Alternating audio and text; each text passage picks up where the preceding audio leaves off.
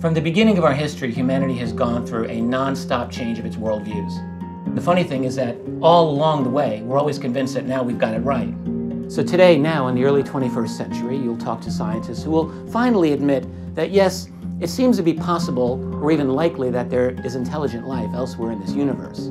However, it's supposed to be impossible for them to get here or for us to get there. And really what this is simply a lack of imagination. I learned long ago never to second guess the relationship with the visitors.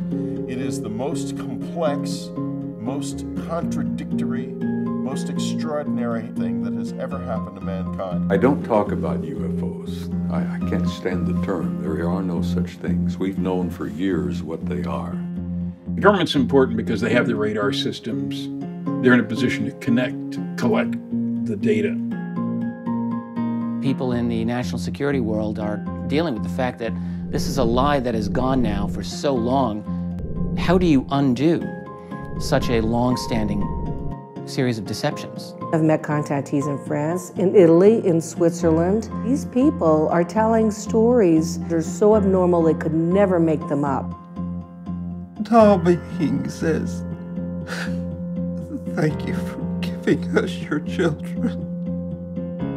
I want to go home." I remember them putting a needle through my optic nerve,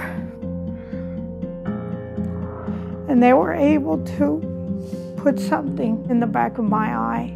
These things are apparently placed in individuals by an advanced intelligence that has a science that's far beyond our own. There was a point like 10 years ago or 12 years ago where I got to see what I call my daughter, which was an extraction of me, mingled with their genetics. I think that they may have been using me to produce hybrid offspring from the time of my first menses on throughout young adulthood. We put animals in cages. We take chimpanzees and do medical experiments on them.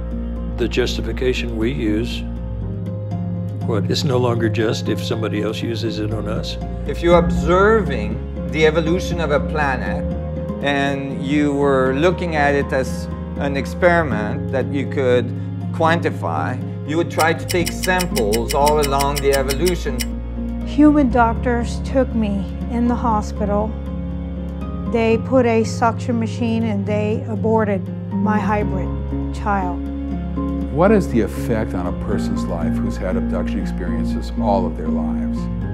The effects can be profound on people in ways that they don't even fully understand. It's a club that nobody wants to belong to.